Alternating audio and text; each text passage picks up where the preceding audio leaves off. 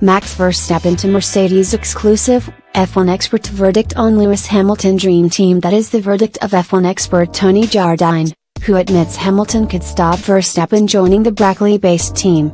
Has forged a reputation as one of the brightest talents on the grid thanks to his performances for Red Bull. And he has been touted as a future champion, while there's still a chance he may break Sebastian Vettel's record of being the sport's youngest ever title winner. Fiercely ambitious, Verstappen has hinted he might quit Red Bull if they are not competitive enough when his contract expires in 2020. And Mercedes would no doubt be interested in snapping up the highly rated Dutchman in a bid to continue their spell of dominance. Jardine, who worked with Goodyear, Brabham, McLaren and Lotus in F1, says Verstappen and five-time champion would be the dream lineup for Mercedes. However, he believes Hamilton may prevent Mercedes from getting the 21-year-old on board, just as Sebastian Vettel closed the door to Daniel Ricciardo at Ferrari.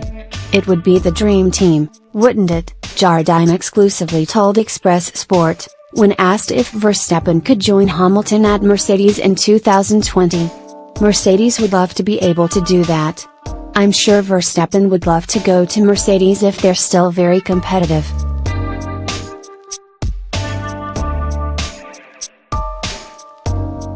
But, I actually think a bit like Vettel, who protests as much as he can about who his teammate might be, which is another reason why Daniel Ricciardo, we all thought he was a shoo-in at Ferrari, Vettel, kept him out. Lewis might be able to keep Verstappen out. Verstappen and Hamilton linking up at Mercedes for the 2021 campaign would be dependent on there being a vacant seat and the Brit extending his own contract.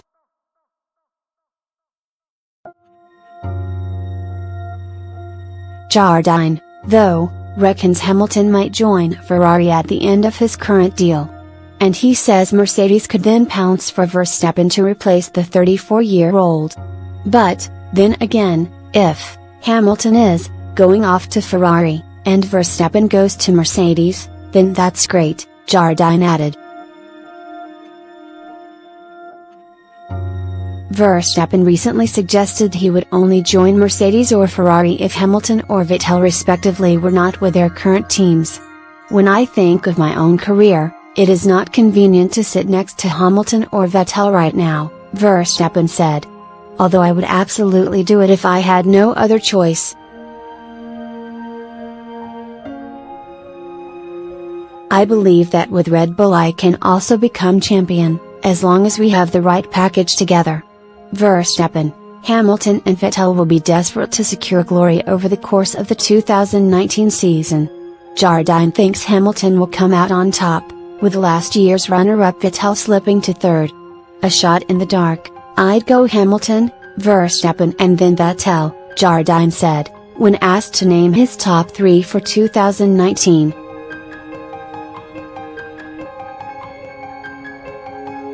Next news: Formula E is not Formula 1, but that is a good thing. Why electric series is game changer. Formula E may never win over every single critic, but the all-electric championship is certainly going the right way to convert the doubters with its blend of speed and sustainability. Season 5 is well underway and they have thrown the spotlight onto a series that is starting to offer a genuine alternative to Formula 1. Initially derided as an eco-friendly but ultimately sanitized form of racing, Formula E has faced opposition from a significant portion of the motoring world who long for the squeal of tires and smell of petrol. However, the second generation of the championship has specifically targeted its previous failings while also pushing the boundaries of technology, broadcasting and fan interaction. Competitiveness: yes, it's not as fast as F1 and yes, it's not as loud as F1. Now that we've got that out the way, let's get down to the important stuff.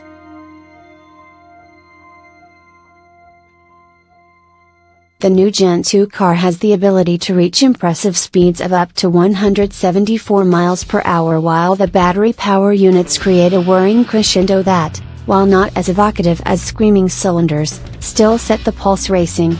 Standardized car components ensure driver skill is much more evident than in other, development-based series and creates a more equal playing field evident in a different champion from each season so far.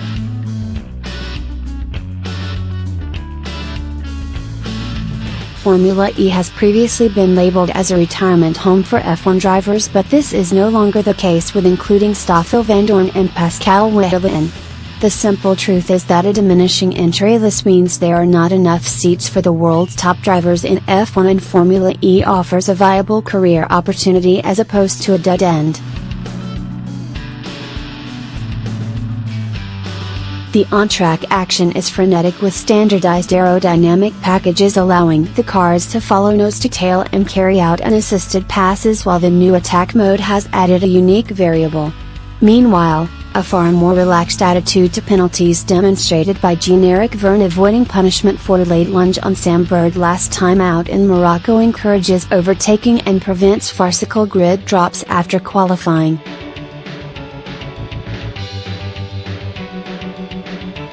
The current lack of refueling and tire changes does hamper the ability of strategists to make a real difference from the garage, although the introduction of a longer-lasting battery means the somewhat farcical mid-race car swap has been scrapped.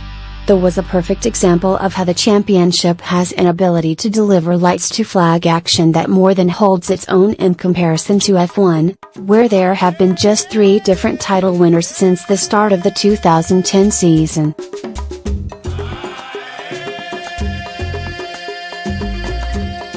Accessibility and new broadcast deal with Sky Sports means leaving enthusiasts to either fork out for a subscription or avoid social media until the highlights are shown. Formula E has gone in completely the opposite direction, striking a deal with the BBC to show races live on the Red Button and on iPlayer while also broadcasting the action on their YouTube channel. The series has gone a step further by creating their own YouTube show aimed at younger fans, Formula E Voltage, co-hosted by social media influencers and offering an alternative option to the standard coverage. The race format has also been altered this year, switching from a certain number of laps to a 45-minute, plus 1 lap, timed event, while practice, qualifying and the race all take place on a single day.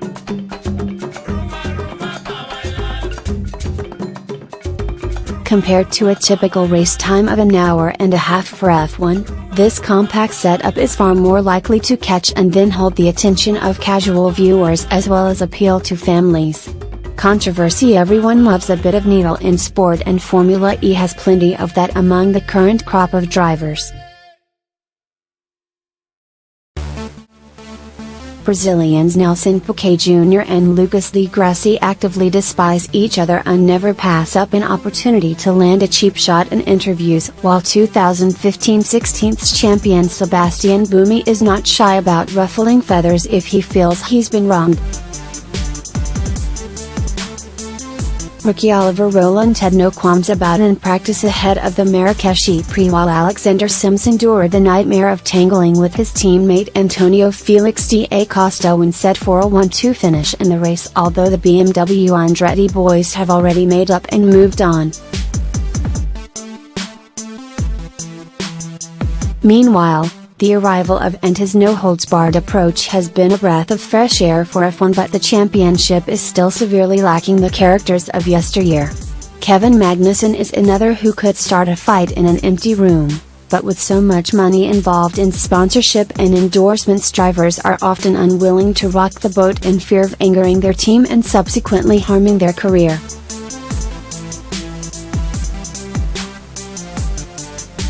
It's all just a bit too nice, we'd rather have any day of the week. Atmosphere: Formula E has been keen to convey a sense of transparency and friendliness since the series' inception back in 2014, allowing supporters both at home and at the track to feel that much closer to the action.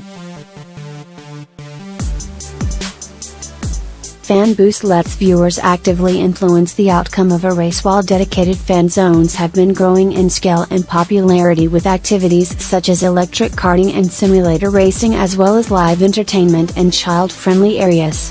The pit lane and paddock possess an open feel in contrast to F1's high-pressured, corporate image, while those lucky enough to find their way onto the grid can get within a hair's breadth of the cars with no barriers or red tape in sight.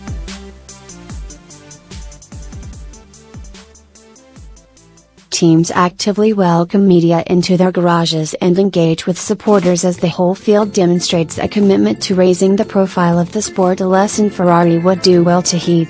Sustainability. The founding concept of Formula E is to provide world-class racing while helping to tackle environmental issues through the development of new technology.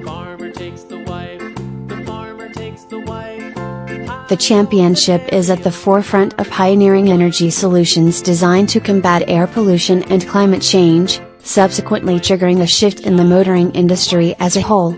In contrast with F1, manufacturers are flocking to the series, with BMW and Nissan joining this season, while Mercedes affiliate HWA also entered as a precursor to the German giants, signing up in 2019-20.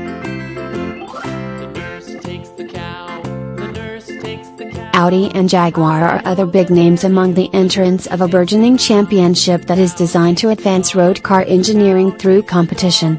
Costs are managed through measures such as restricting team personnel numbers, unlike the development race, and spiraling investment that has seen a huge performance gap open up between the top F1 teams and the rest of the field.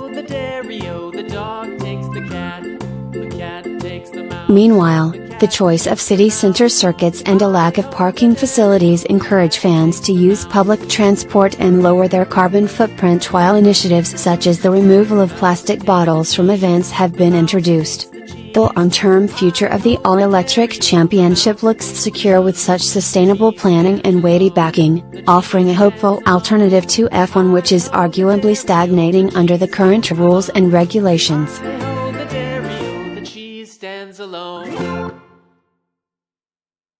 Ultimately, competition is healthy for both series, and fans should not have to choose to support one at the expense of another. F1 is unquestionably still the dominant force on the motorsports scene, but Formula E is looming large in its mirrors and showing no signs of slowing down.